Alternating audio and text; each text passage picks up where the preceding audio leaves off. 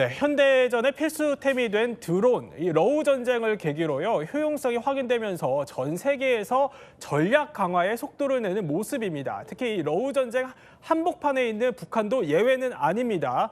수많은 자국민 희생을 앞세워서 러시아와 밀착하는 이유 중에 하나도 바로 드론을 통한 현대전 전술 습득에 있습니다. 그렇다면 이 북한이 현대전 전술을 익혀서 최종적으로 목표하는 바가 무엇인지 한번 지금부터 살펴보겠습니다. 영상 짧게 보고 이야기 나눠보겠습니다.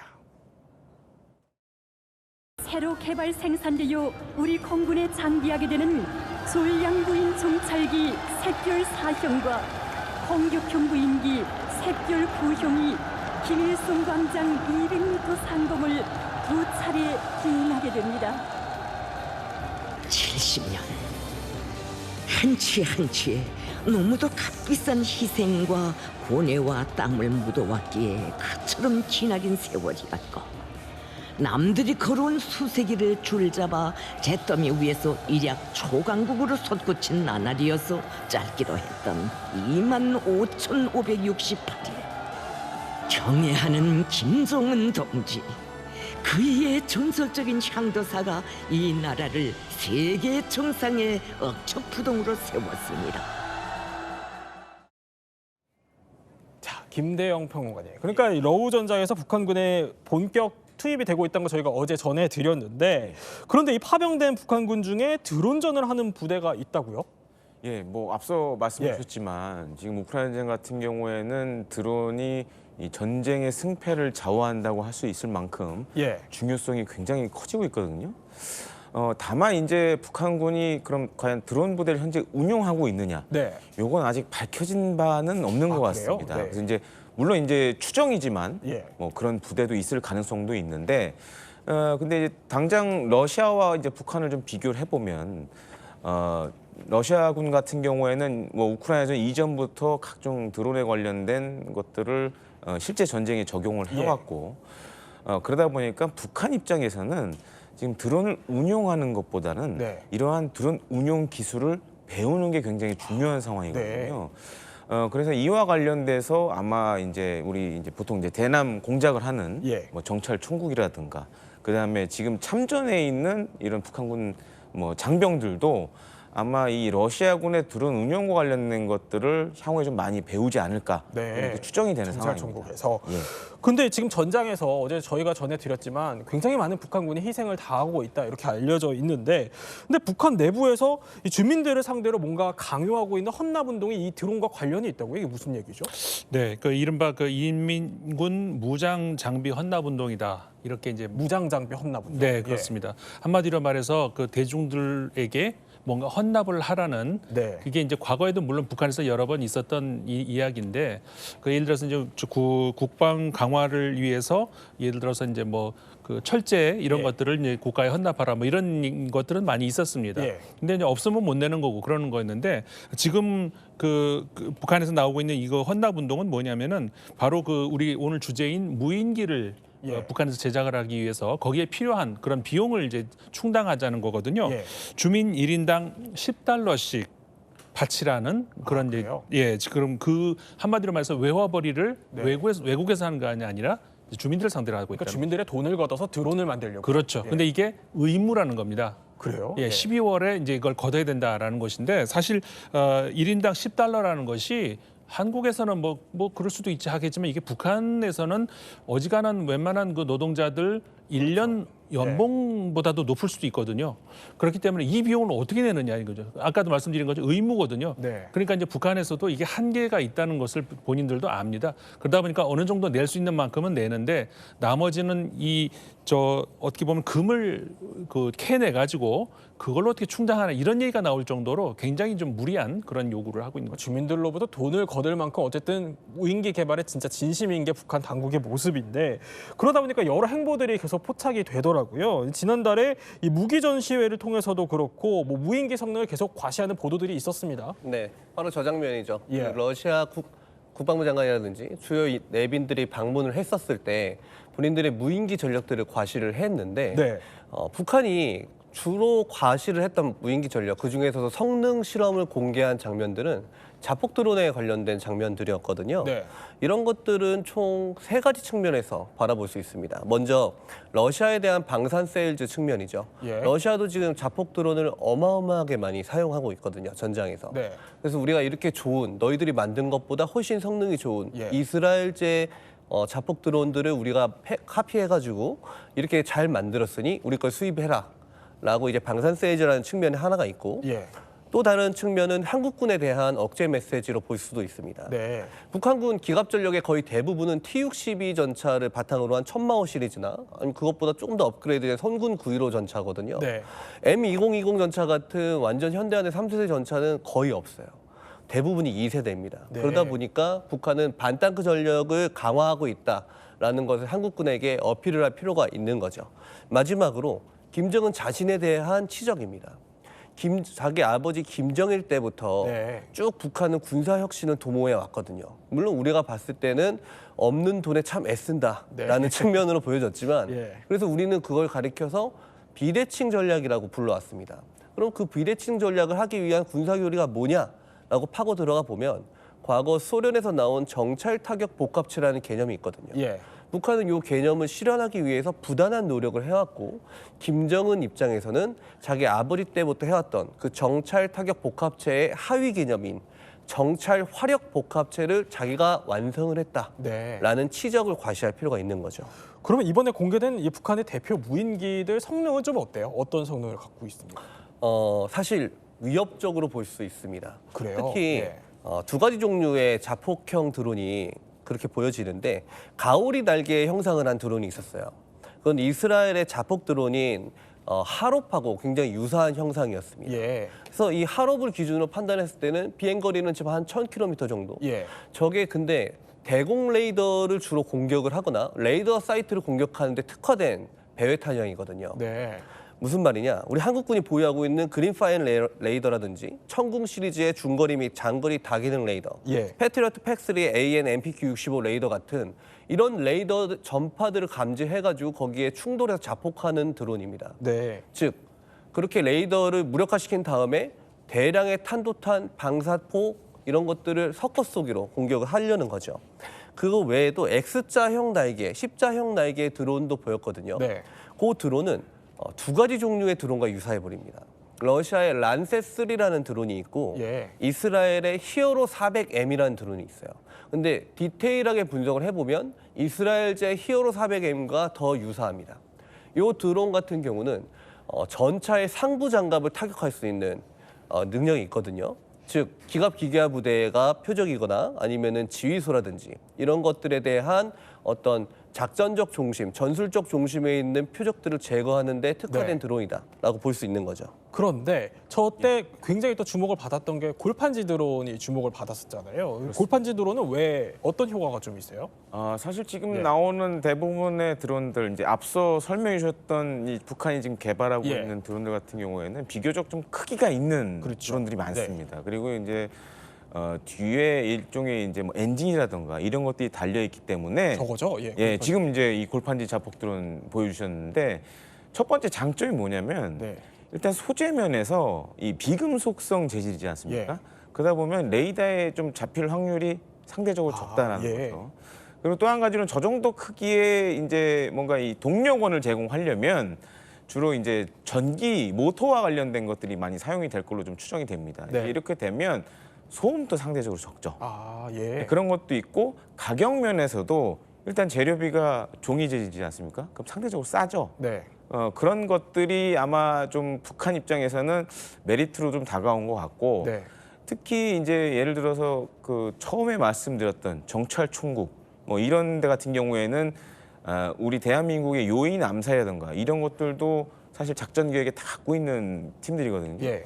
이런 목적으로 저런 골판지 드론을 사용할 수도 있는 거죠. 요인 그래서 이제 암살 목적으로요? 지금 이제 나오지만 앞서 이제 뭐 BMW 자동차를 막 공격을 하고 이러잖아요. 예. 이런 거는 약간 이제 메시지가 있는 거죠. 우리가 이런 걸 사용해서 남한의 주요 인사도 제거할 수 있다. 유인 암살을 할 수 있다. 유인 암살을 할 수 있다. 골판지 드론으로. 네, 그런 것도 좀 담겨 있는 걸로 보여집니다. 근데 실제로 우크라이나가 이 러시아에 굉장히 큰 타격을 입은 것도 저 골판지 드론인 것으로 알려졌잖아요. 예. 그러면은 북한이 뭔가 배웠겠네요. 우크라이나 그렇죠. 사례. 사실은 지금 이제 우크라이나 전쟁이 예.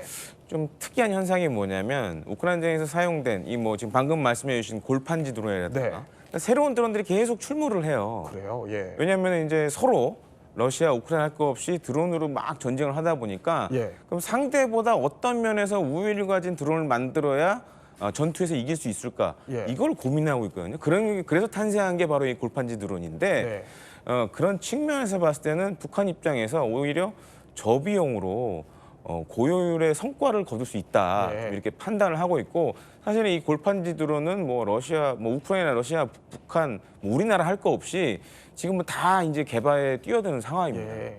근데 다만 이제 좀 걱정이 되는 건 뭐냐면 이 골판지 드론 같은 경우 일단 재질이 네. 종이 재질이다 보니까 비가 오거나 눈이 오면 그렇죠. 예. 상대적으로 취약할 수도 있다라는 거죠. 네. 이제 이런 것들도 우리가 좀 감안을 해서 생각을 해야 될 것 같다고 보여집니다. 어쨌든 북한을 상당히 혹하게 만든 게 저 골판지 드론인 것 같은데 이쯤에서 드는 생각은 그럼 북한이 도대체 언제부터 이렇게 드론에 진심이었는지 그거 궁금해요. 북한은 예. 언제부터 드론에 이렇게 관심을 가졌냐? 꽤 오래전으로 거슬러 올라갑니다. 네. 1970년대부터입니다. 70년대요? 네네. 예.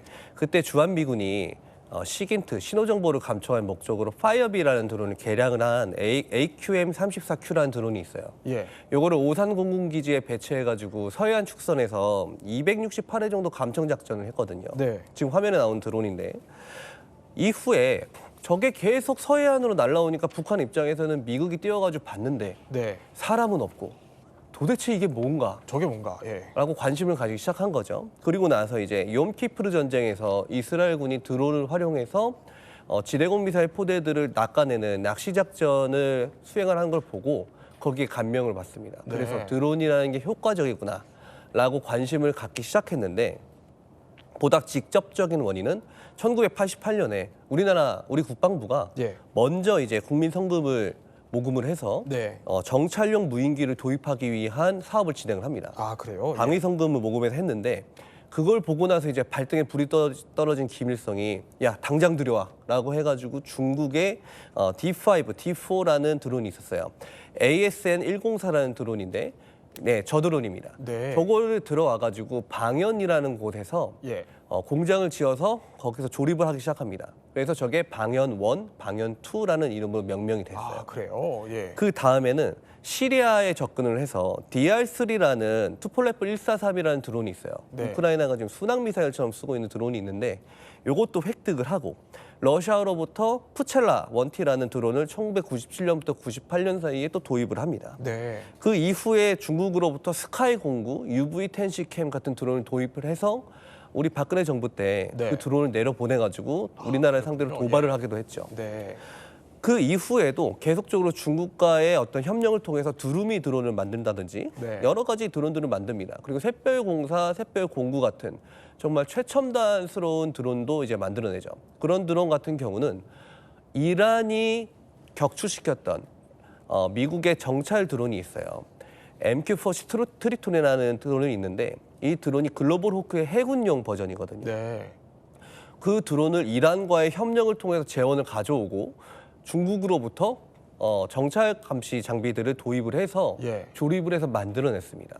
그리고 후티 반군하고 협력을 해가지고 미군의 드론을 또 도입을 해서 샛별 공부라는 드론을 만들어서 거기서 실제로 공대지 미사일을 쏘는 저게 샛별인가요? 그렇습니다. 지금 나오는 게? 저게 지금 예. 샛별 공부 드론입니다. 그 드론을 실제로 무장을 투발하는 장면을 보여주기도 했죠. 아, 그렇군요. 그럼 굉장히 저렇게 무장이 투발되는 장면들이 보이네요, 실제로. 저게 지금 예. 쏘는 미사일이 이란에서 미국의 헬파이어 미사일을 복제한 미사일입니다. 아, 그래요. 네. 굉장히 위협적인데 그 북한이 꽤 오래전부터 어쨌든 이 드론의 중요성을 인식하고 있었다는 건데 결국에는 북한은 김정은이 움직이는 거니까 김정은이 실제로 저 드론의 진심이어야 되지 않겠습니까? 관련한 퀴즈가 준비되어 있다고요? 네. 자, 퀴즈를 하나 이 대목에서 드리겠습니다. 예. 김정은이 무인기에 관심을 둔 이유는 땡땡땡의 최후 때문이다. 땡땡땡의 최후 때문이다. 네. 무슨 인물 같은데 그러겠죠. 혹시 최후 때문이다 하니까 인물이겠죠? 예, 답을 알고 계십니까? 네. 인물이면은 이름이 그렇게 길진 않겠네요. 네. 카다피? 카다피 맞나요? 예. 네, 맞습니다. 카다피의 최후 최후 때문입니다. 때문입니다. 어떤 이야기죠?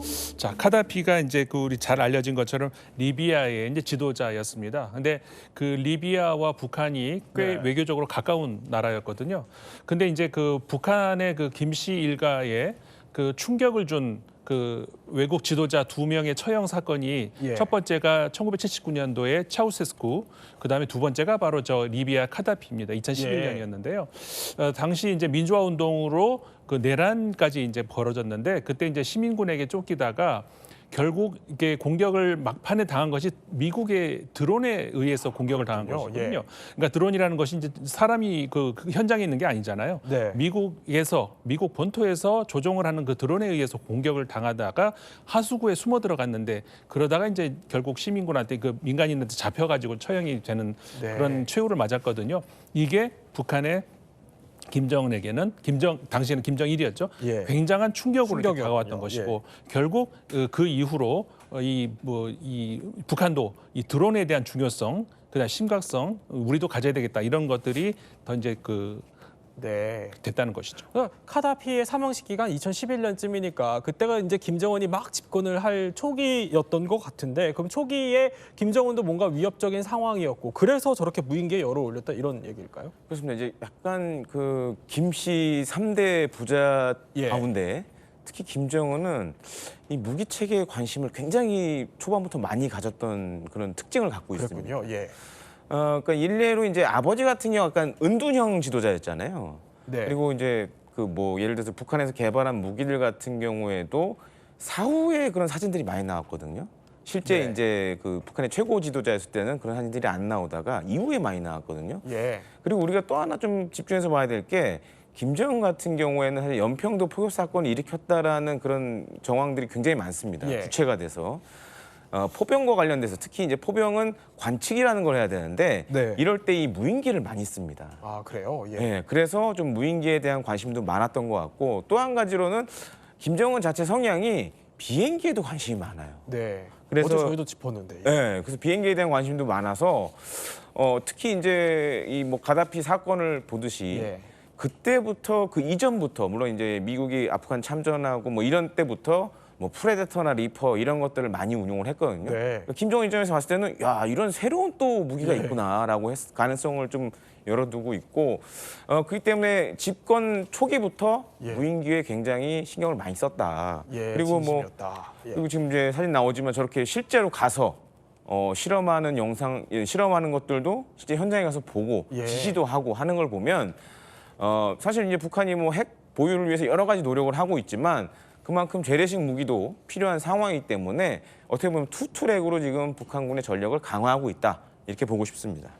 집권 초기 그러니까 10여 년 전부터 김정은이 사실상 무인기에 상당히 뭐 공을 들여왔다 이런 게 영상으로도 보여지고 있는데 이거 비밀리에 진행하기 위해서 위장술까지 썼다는 얘기가 있더라고요. 관련해 퀴즈가 또 준비되어 있다고요? 네. 예. 자, 두 번째 퀴즈를 드리는데요. 예. 김정은 드론 개발을 위해 북한군에게 땡땡땡 기구 제작을 지시했다. 땡땡땡 기구 제작. 네. 뭐 드론이 감지돼야 되니까 열화상 기구 이런 거 아닐까요? 자, 세 글자는 맞는데 아닙니다. 아닌가요? 예. 정답이 뭔가요? 정답은 예. 물놀이 기구. 물놀이 기구요. 네, 그렇습니다. 무슨 관련이 있죠? 자, 물놀이 깜짝 놀랄 일이죠. 예. 자, 드론하고 물놀이하고 무슨 상관이 있냐? 자, 화면에 보이시죠? 그러니까 우리나라도 이제 저기 풀장이라든가 수영장에 가면은 이제 우리 알고 있는 미끄럼틀이죠. 한마디로 말하자면은. 그러니까는 굉장히 이제 높은 저렇게 이제 보이시는 것처럼 저 미끄럼틀을 갑자기 이제 중국에서 죄송합니다. 북한에서 생산을 하게 되는데 예.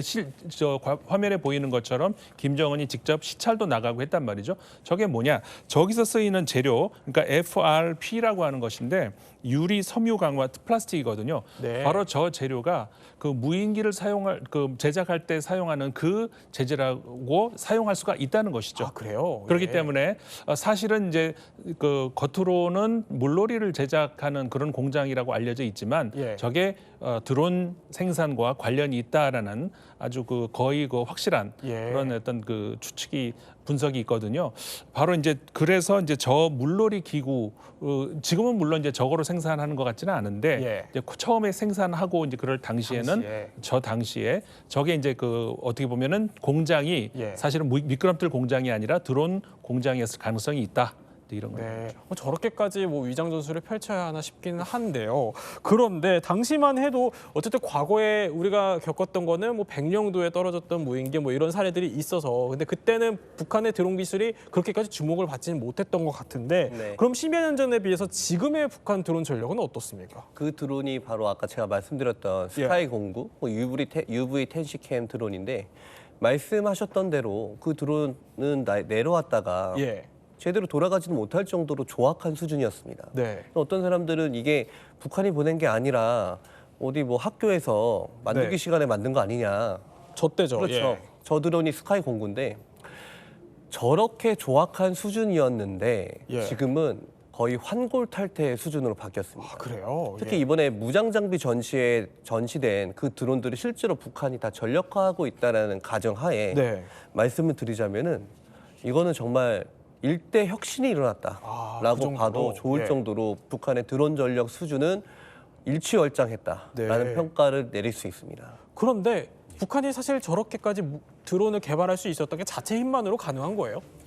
불가능하죠. 불가능한데 예. 북한 옆에 어느 나라가 있죠? 중국이 있잖아요. 그렇죠. 예. 지금 사실 이제 전 세계적으로 그 특히 민간 드론 시장을 장악하고 있는 건 네. 중국입니다. 아, 예. 지금 이제 군사적인 드론 역량에 있어서는 물론 이제 미국이 앞서는 부분이 훨씬 많지만 네. 중국 같은 경우에는 사실 이제 IT 산업도 발전이 됐고 이제 네. 드론을 만들려면 사실상 IT 산업이 받쳐줘야 돼요. 예. 그리고 여러 가지 소재라든가 반도체라든가 이런 것들이 받쳐줘야 되는데 사실 중국만 하더라도 그런 기업들도 많고 그리고 저 앞서도 말씀해 주셨지만 북한이 또 대량의 중국산 드론들을 들여왔었잖아요. 네.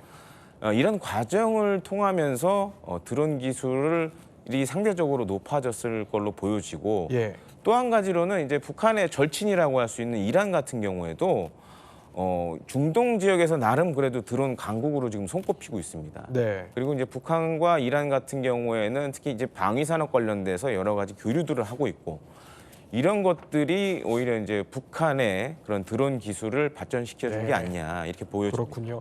그러면 우리가 이걸 짚어봐야 할 것 같아요. 그럼 북한이 이렇게 위협적인 드론 전력이 실제로 우리나라 방공망을 위협할 수준이에요? 어떻습니까? 우리나라 방공망은 어떨까요? 충분히 위협할 수 있죠. 굉장히 위협적입니다.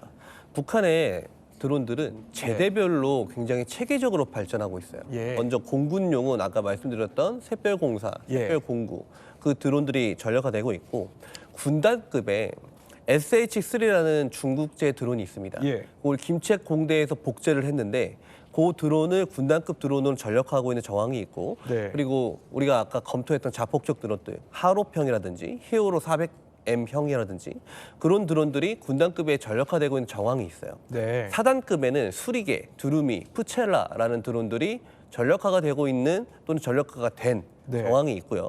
연대급에는 종다리 헥사콥터 그리고 대대급 이하에는 민간 상용 드론인 팬텀 또 예. DJI사의 여러 가지 드론들 그런 것들이 전력화되고 있고 바스80이라는 자폭형 드론도 나오고 있습니다. 지금 화면에 나오는 게 종다리 드론이에요. 네. 저 드론이 근데 2023년에 인도에서 발견됐어요. 아, 예. 인도의 잠무 카슈미르 지역에서 네. 파키스탄이 날린 드론을 인도 경찰이 격추시켰는데 자꾸 보니까 북한제라고 인도 경찰이 이제 설명을 했거든요. 네. 근데 그 드론에 C4 폭탄이랑 40mm 유탄을 달고 나왔어요. 즉 정밀 폭격용이라는 거죠. 저 드론들이 지금 화면에 나오는 장면이 바로 인도 경찰이 격추시킨 장면인데 네. 저것들이 지금 계속해서 전력화가 돼가고 있다는 말이죠. 예. 그렇다는 얘기는 저 드론만 있는 게 아니라 저 드론들을 실제로 조종 통제할 수 있는 예. 통신 역량, 텔레메트리 제어 시스템이라고 하는데 예. 그런 것들도 갖춰나가고 있고 지금 화면에 나오는 거는 올빼미 전술 지휘 차량입니다. 예. 저 지휘 차량에서 실제로 샛별 공구 드론을 조종하는 장면이 나왔었거든요. 저기서요. 예. 네네. 그래서 저렇게 봤을 때 지휘 통신에서부터 실제 드론 역량에 이르기까지 상당히 체계적으로 북한의 드론 전력이 발전하고 있다라고 볼 수 있습니다. 그러면은 북한의 저런 전력에 대비해서 우리 군이 운용하고 있는 드론들은 뭐가 있어요?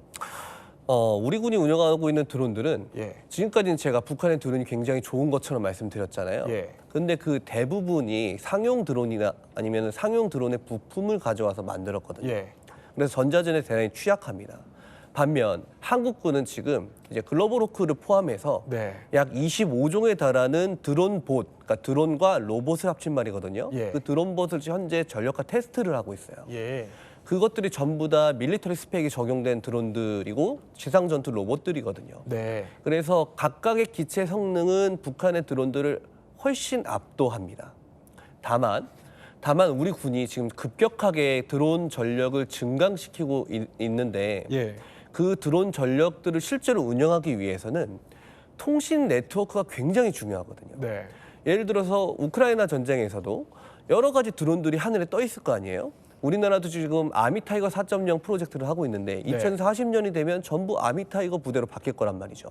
그러면은 사단급에서부터 사단, 여단, 대대, 중대, 분대가 다 드론을 띄우고 있는데 그 드론들이 보내오는 영상을 지휘소에서 수신해서 볼 수 있는 네. 통신 데이터 역량이 갖춰져야 되는데 그 부분이 미미하다라는 말씀을 드릴 수 있습니다. 그래서 그럼에도 불구하고 우리가 위기의식을 가져야 하는 이유가 따로 있다면서요. 북한이 굉장히 또 도발할 수 있는 시나리오가 있나요? 유무인 맞습니다. 작업으로. 예. 한국군이 아미타이거 4.0을 진행하고 있다고 예. 대대적으로 선전하고 있는 만큼 북한 역시도 그것을 깨트리기 위한 작전 개념을 만들고 있어요. 그게 철벽 작전이라는 건데 철벽 작전. 예. 철벽 작전은 두 가지로 구분이 됩니다. 유생 역량을 보존하는 작전과 반타격 작전. 이 중에서 우리가 위협적인 건 반타격 작전이에요. 예. 무슨 말이냐? 북한은 포병 전력이 우세하죠. 네. 그래서 우리 한국군의 아미타이거 전력들이 지금 저렇게 장갑차와 지상 전투 로봇과 드론들이 예. 유무인 복합 작전으로 종신 깊게 배치가 되어 있는 상황에서 포병 사격을 가해서 지상 전투 로봇들이 피해를 입게 하고 122mm 방사포를 DPICM 탄을 개조해서 대공 사격을 할 수 있도록 개량한 방사포가 있어요. 네. 그걸로 인해서 대공 광역 면적 사격을 하고 37mm나 57mm 고사포를 통해서 우리 하늘에 날고 있는 여단급이라든지 사단급 드론들 뭐 이런 그래요? 드론들을 예. 격추시키고 나면은 이제 남은 거는 우리 적은 병력의 장갑차로 이루어진 병력들이거든요.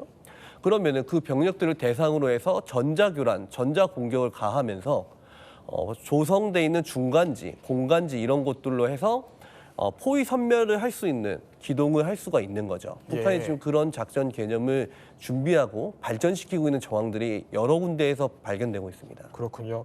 오늘 이렇게 뭐 북한의 드론에 대해서 몰랐던 이야기 더 시간을 한번 가져봤습니다. 저희가 또 코너를 마무리하기 전에 지식 충전이 잘 됐는지 점검을 해봐야겠죠. 퀴즈 띄워주시죠.